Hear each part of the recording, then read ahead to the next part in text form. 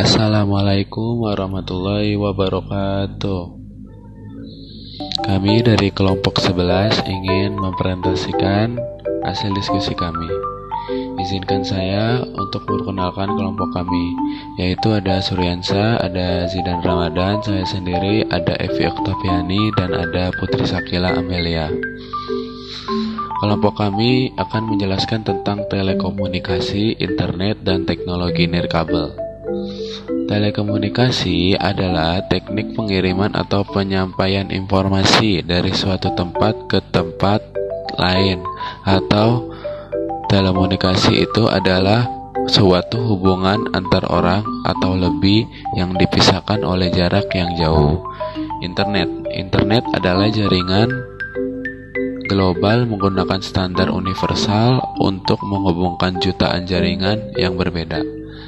Teknologi nirkabel adalah jaringan sistem yang menggunakan kabel untuk mengakses suatu informasi. Tren dalam dunia jaringan dan komunikasi. Ada dua jaringan yang berbeda. Yang pertama, jaringan telepon menangani komunikasi suara. Yang kedua, jaringan komputer menangani lalu lintas data. Jaringan komputer adalah jaringan yang terdiri atas dua komputer atau lebih yang saling terhubung untuk membagi data. Terdiri atas hardware, software, transmission, media, switching, dan protokol. Teknologi utama dalam jaringan digital. Jaringan digital dan internet didasarkan pada 3 teknologi utama. Yang pertama, komputasi klien atau server. Komputasi klien atau server adalah sebuah model komputasi terdistribusi di mana beberapa tenaga pemrosesan yang ditempatkan dalam komputer klien yang kecil dan tidak mahal di bawah kendali pengguna dan tersimpan pada PC, laptop, atau perangkat genggam. Kedua, paket switching. Paket switching adalah metode membagi peran digital menjadi paket-paket, mengirimkan kembali paket tersebut segera setelah sampai ke tempat ketujuan. Yang ketiga, CP atau IP konektivitas. Protokol adalah sekumpulan aturan dan prosedur yang mengatur transmisi informasi di antara dua titik di dalam jaringan. Selanjutnya, jaringan komunikasi. Yang pertama ada sinyal. Sinyal itu ada digital versus analog. Ada dua cara untuk mengkomunikasikan pesan dalam sebuah jaringan, baik menggunakan analog maupun sinyal digital. Yang kedua, jenis jaringan. Ada dua jenis jaringan, yaitu jaringan area lokal atau local area network dan jaringan area luas dan metropolitan. Yang ketiga, media transmisi musik. Jaringan menggunakan berbagai jenis transmisi fisik, termasuk kabel twisted, kabel koaksial, serat optik, dan media transmisi nirkabel. Masing-masing memiliki kelebihan dan kekurangannya. Layanan internet dan alat komunikasi. Internet didasarkan pada teknologi klien atau server. Individu menggunakan kontrol internet apa yang mereka lakukan melalui aplikasi klien di komputer mereka, seperti perangkat lunak, browser web, data, termasuk pesan email, halaman web disimpan di server yang terdiri dari web. Web adalah layanan internet yang paling populer.